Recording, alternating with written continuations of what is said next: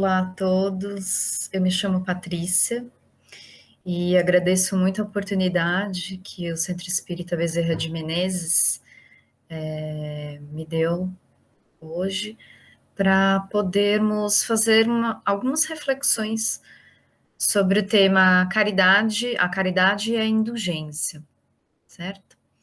Então, mais uma vez, de prontidão, eu parabenizo, né, o Centro pela continuidade, então, das palestras, né, nesse período, mesmo nesse período ainda que a gente está passando de pandemia, né, e espero, de alguma forma, contribuir, então, com essas reflexões, ok?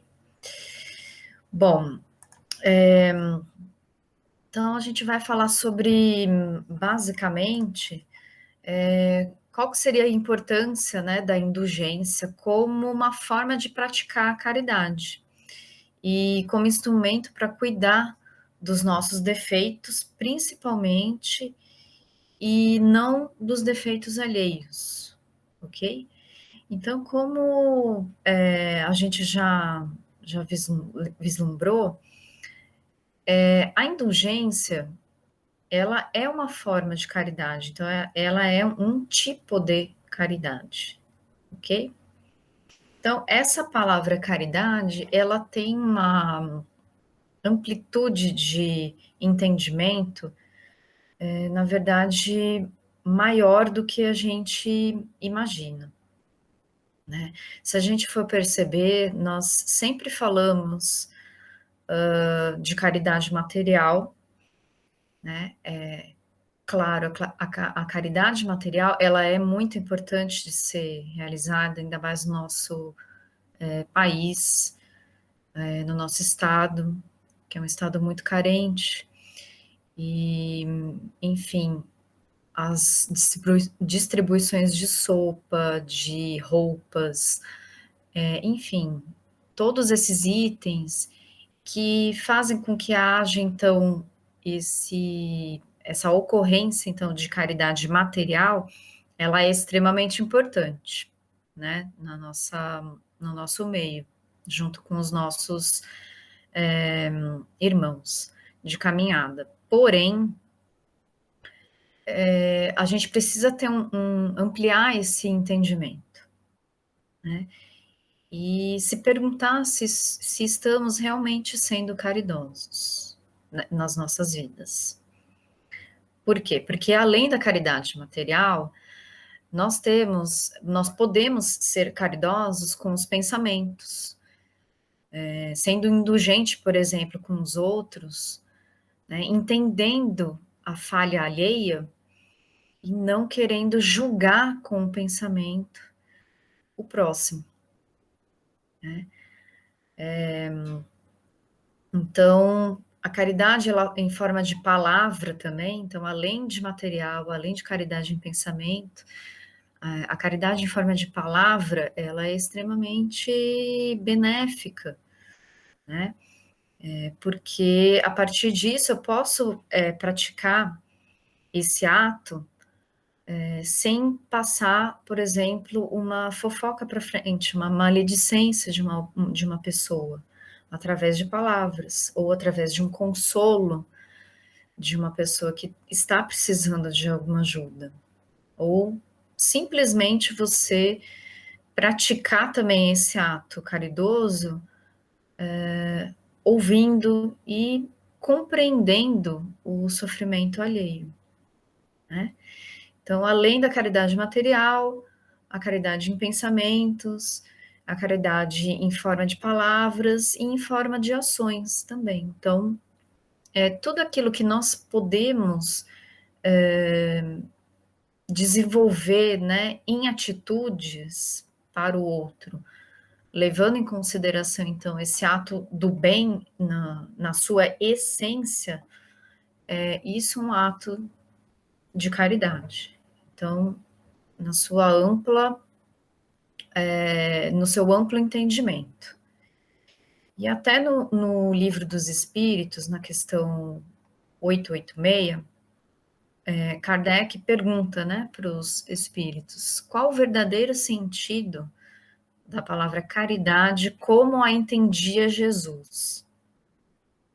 Então, só nesse aspecto, a gente já, nessa pergunta, a gente já vê que a ótica a gente vai ver na resposta dos espíritos benfeitores, que o entendimento que Jesus tinha de caridade é muito mais amplo do que o nosso entendimento aqui, né, na Terra. Os espíritos respondem ao Kardec. Benevolência, ou seja, desejar o bem para com todos. Indulgência, ou seja, compreender as falhas alheias, levando em consideração as imperfeições também dos outros, e o perdão das ofensas. Então, esse é o tríplice aspecto do entendimento de caridade que Jesus tinha. Na verdade, não era nem somente a compreensão, mas ele vivenciava, né, a caridade, né, em seu amplo aspecto e em plena ação. Então, benevolência para com todos, indulgência e perdão das ofensas. Então, a gente verifica que o entendimento que Jesus tinha de caridade, a indulgência está ali. Né? Então, o perdão, o entendimento da falha alheia é extremamente importante. Assim como eu gostaria que o outro também entendesse as minhas imperfeições, porque afinal nós somos espíritos imperfeitos, né? A caminho da luz, né? De uma evolução, né? Dos nossos espíritos, né? Enfim. Então, esse entendimento nosso e esse reconhecimento da caridade, ele é um caminho para a vivência do Evangelho do Cristo também. A gente vai falar um pouquinho mais à frente, certo? Então, no livro também A Viagem Espírita, em 1862, o que os espíritos perguntavam para Kardec? Então, se, hipoteticamente, se tivesse uma disputa entre dois grupos, pode ser uma disputa ideológica, uma disputa de qualquer gênero. Se ocorresse uma disputa entre dois grupos, né, os espíritos perguntaram a Kardec, de que lado você se colocaria? Daquele lado que tivesse um bom senso, né, um maior senso comum, do lado que tivesse mais lógica, daquele que tivesse mais razão, daquele que tivesse uma intelectualidade maior? E o Kardec responde: se entre grupos que deveriam trabalhar unidos há divergências, eu lamento, mas me coloco sem pensar do lado que tiver mais caridade, pois quem é humilde reconhece suas falhas e é mais fácil de correção. Então, olha que interessante, né, que o Kardec nos traz nessa frase. Se a gente for pensar, mesmo dentro da doutrina, né, espírita, nós podemos ter essas divergências dentro de uma casa espírita, dentro da nossa família, né? Então, aquele que é mais humilde, então ele coloca uma característica importante do indivíduo que é caridoso, ele é humilde, né? Ou seja, por mais intelectual que essa pessoa seja, se ela não for humilde, né, ela não tem como andar pelo trilho da caridade, né, na caminhada dela. Então, quem é humilde reconhece suas falhas e é mais fácil de correção. Então, se pensarmos também que somos espíritos imperfeitos E estamos aqui justamente para a gente corrigir as nossas más tendências, né? Corrigir todas as, enfim, tudo aquilo que a gente tem ainda de animal, né? De instinto, né? De reacionário. Né? Talvez não consigamos fazer isso numa só reencarnação, com certeza. Mas, sendo humilde, a gente reconhece que está falhando. Isso já é um ponto positivo. Né? A outra coisa é que eu preciso também trabalhar dentro de mim essa correção. Né? Então, com a humildade, além do reconhecimento que eu falho, eu posso correr atrás, então, de um caminho mais centrado, né, no bem, ok? Paulo, que foi um apóstolo muito devotado do Cristo, que difundiu muito, né, a mensagem de Jesus, ele nos fala o seguinte: o coração mais refratário ao Evangelho é aquele que se cristalizou na presunção de ser grande demais para estudar os ensinamentos do Cristo, para ouvir falar de humildade, serviço e sacrifício. Então, mais uma vez, na fala de Paulo, assim como na fala de Kardec e tantos outros, falando então da humildade, né, como uma característica daquele que é caridoso em sua essência. Então, como que eu posso falar de caridade se eu não aceito que eu erro, se eu sempre acho que estou correta, né? E de uma mesma forma que eu ajo comigo desse jeito, eu também vou apontar muito mais os erros alheios. Então, deixando, né, de ser indulgente também, né? Então, o que Paulo quis dizer é que aquele que é humilde, ele é muito mais fácil de correção. Então, que possamos reconhecer as nossas falhas, né?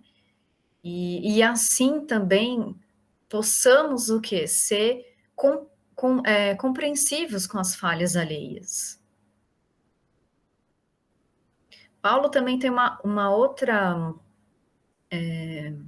reflexão dentro daquele conceito de que fora da caridade não há salvação, que está presente no capítulo 15 do Evangelho segundo o Espiritismo.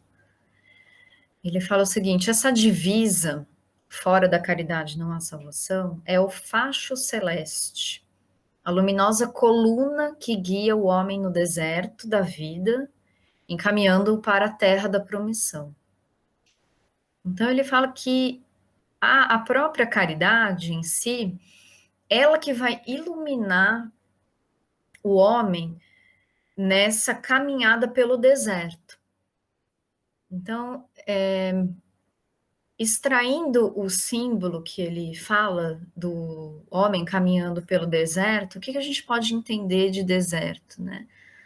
São os nossos obstáculos, né? Todas as nossas dificuldades que encontramos aqui quando reencarnados e que estão diretamente relacionados, então, com o quê? Com a nossa limitação, a nossa ignorância, essa nossa falta de perspectiva do que é a abundância da vida, né?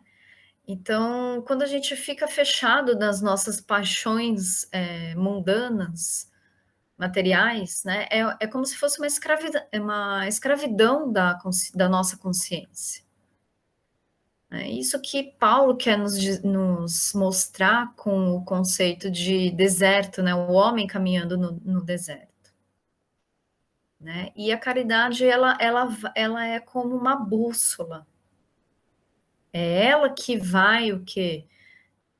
nos nortear para uma caminhada com mais leveza, com mais compreensão, né, do próximo e a minha compreensão também, porque o autoconhecimento, ele é extremamente importante para a gente também ver o outro, né? Então, é nesse sentido, né, que ele fala desse deserto, né?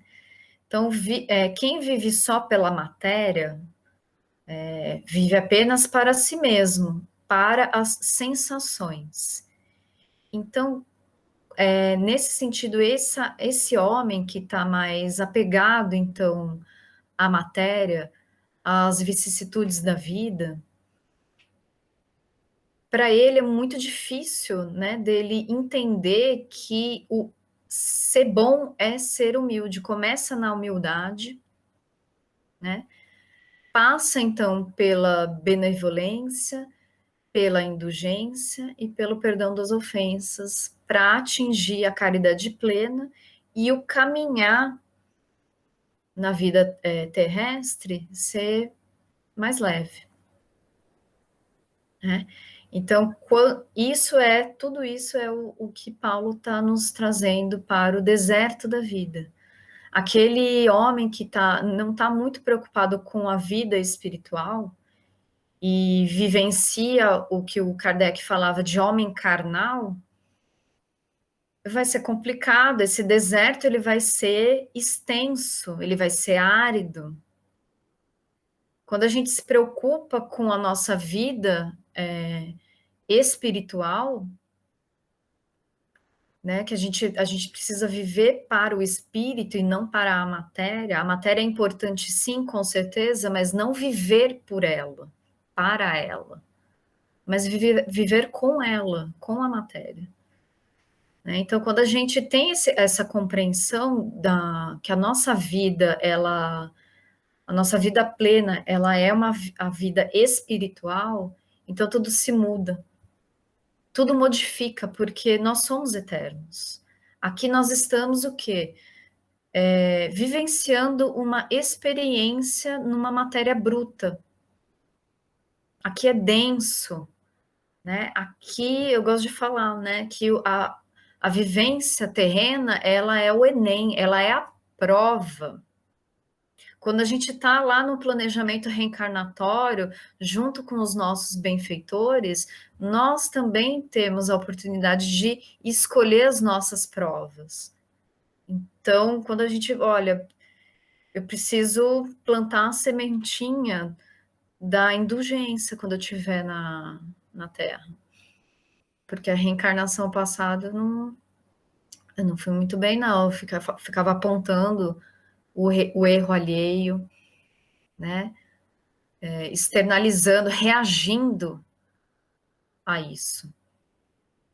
Então, é dessa maneira que precisamos entender esse nosso caminhar aqui na Terra, né? Então, continuando aqui, retomando essa frase aqui do apóstolo Paulo, né? Que a caridade é o facho celeste, a luminosa coluna que guia o homem no deserto da vida, encaminhando para a terra da promissão. O que seria essa terra da promissão? É a nossa vida pós-túmulo. Essa é a vida que é a vida verdadeira.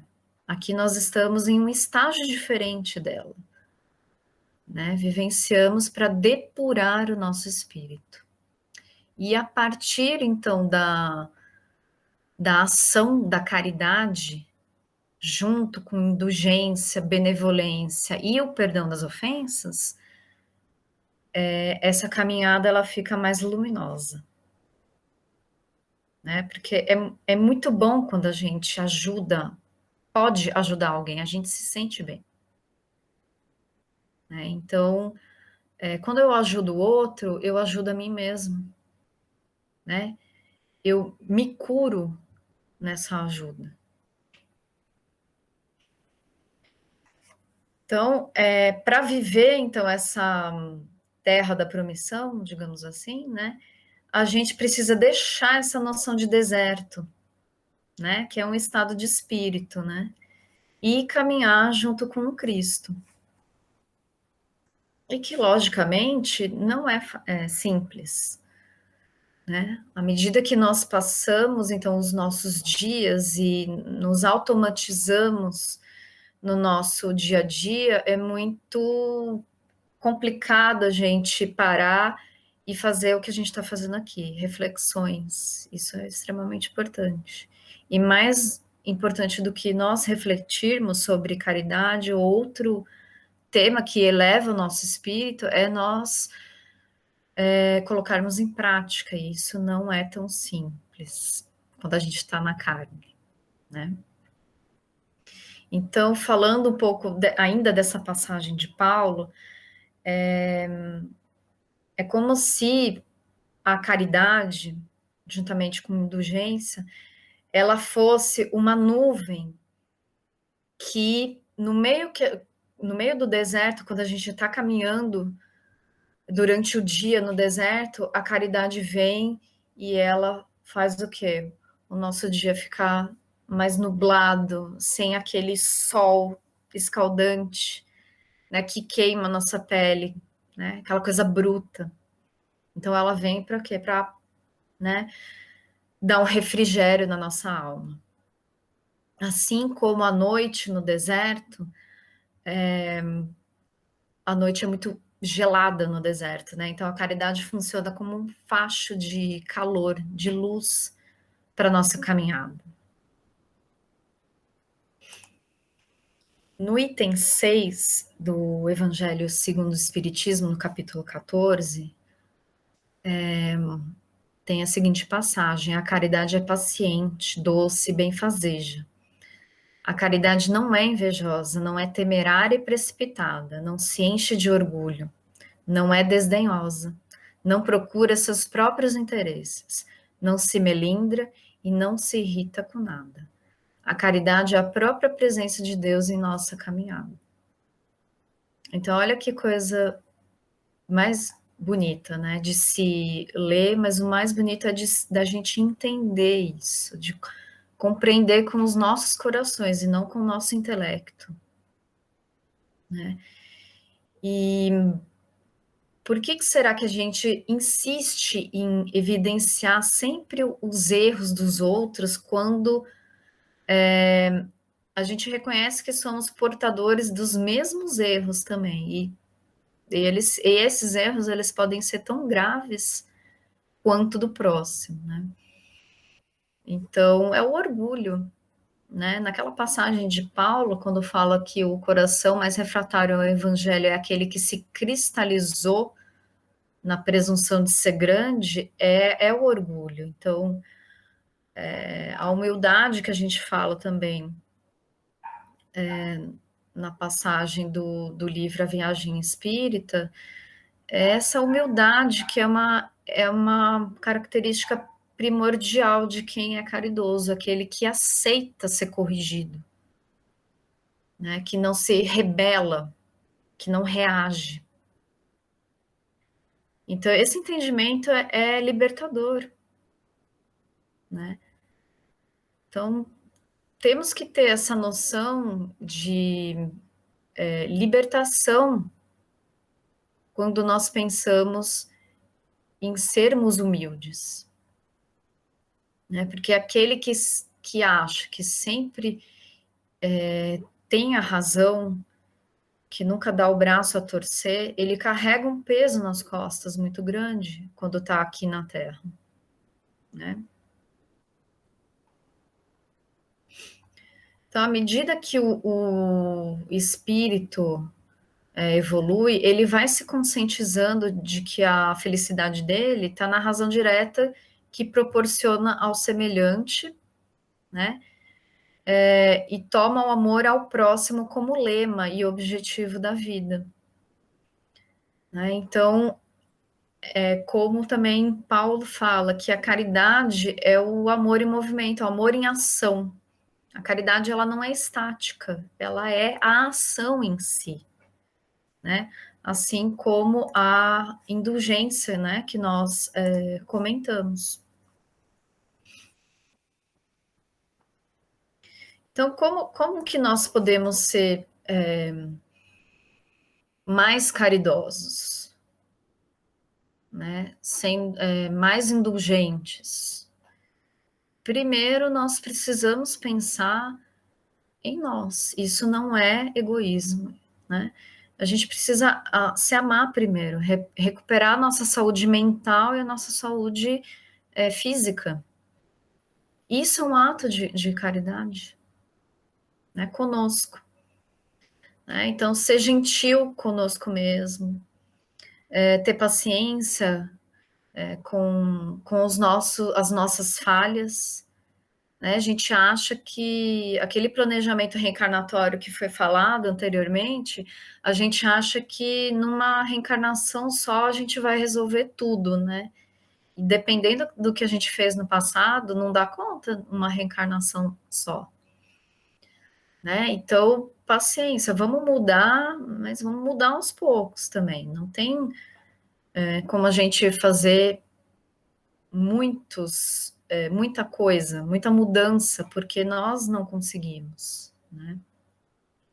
E a oportunidade sempre de recomeçar, se dá a oportunidade de recomeçar. Então, se eu ainda não tenho, se eu sou ainda orgulhosa, que eu verifique em quais situações que isso acontece mais, se é no meu ambiente familiar, se é no meu ambiente de trabalho, e começar a trabalhar isso, né, dentro de nós. Isso seria a primeira caridade, né, ser gentil conosco mesmo.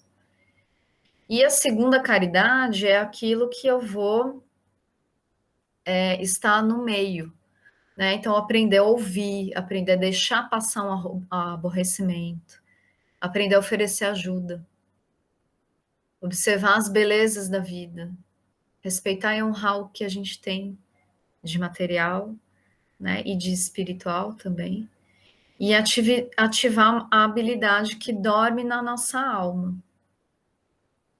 Então, essas reflexões, elas são uma base para a gente iniciar, então, dentro de nós, um movimento, né? Um movimento da própria caridade, do nosso entendimento também de indulgência, de compreensão das nossas falhas, e a compreensão da falha do outro, ela vai ser uma consequência. Né? Então, primeiro, é importante nós trabalharmos dentro de nós esse entendimento, ok? O que o Emmanuel nos traz no livro Irmãos Unidos? Caridade é o amor espontâneo e infatigável que colocamos em nossos menores gestos, para que a vida seja um cântico de progresso e alegria para todas as criaturas, exaltando em toda parte a eterna glória de Deus. E eu gostaria de finalizar essa fala contando uma história que Chico, né, nos deixou. E é uma história muito linda e um exemplo assim prático de intensa caridade que ele vivenciou, né, durante a passagem dele aqui na Terra. Né? Ele visitava uma moça sempre aos sábados, né? Ela tinha paralisia cerebral.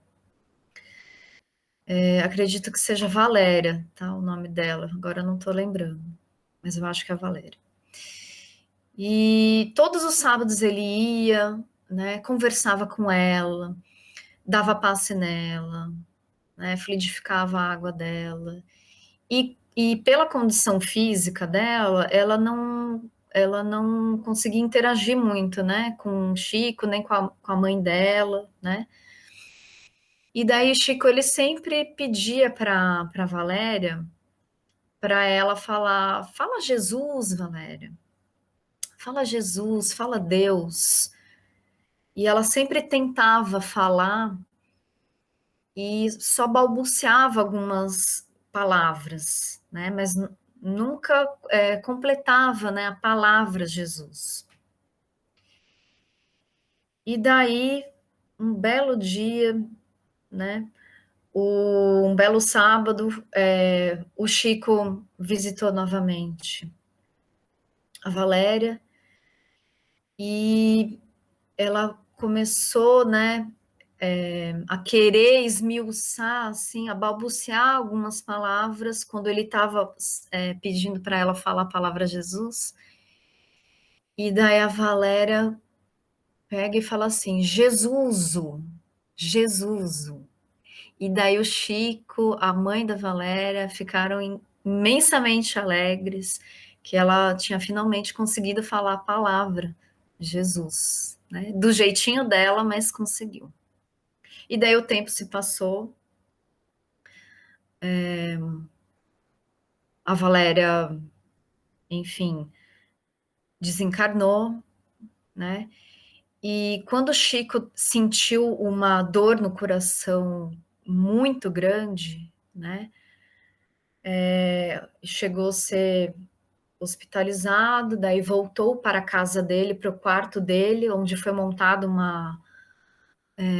um quarto com várias aparelhagens, né, de hospital, né?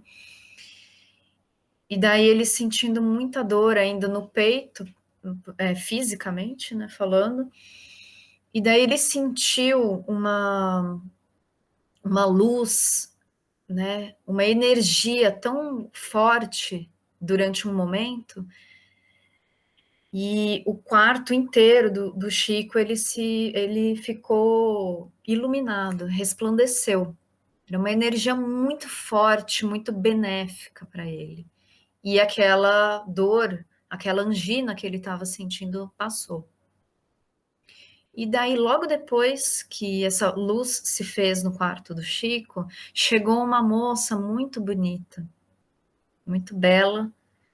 E daí o Chico, vendo ela assim, era uma pessoa, né, do plano espiritual, que chegava nele, ele perguntou: mas quem que é você? Eu te conheço. Aí a moça falou: eu também te conheço, Chico. Já faz um bom tempo que eu não te vejo, né? E daí o Chico falou: mas como que você se chama? Eu não tô lembrando, né? E daí a moça respondeu para o Chico: eu vou falar uma palavra, Chico, quero ver se você lembra de mim. E daí o espírito fala: Jesuso. E daí o Chico abriu um sorriso, né, muito largo. E daí ele pegou e falou: Valéria, é você. Ela é, sou eu. Eu vim te visitar e vim agradecer a toda aquela energia que você passou para mim durante todos os anos que eu estive na última reencarnação. Então, ela estava retribuindo, né? Uma forma linda de amor, o amor em ação, né? Pura caridade. Então, com essa história, eu finalizo a reflexão de hoje, desejando e mais uma vez agradecendo ao Centro Espírita Bezerra de Menezes essa oportunidade. Um grande abraço a todos.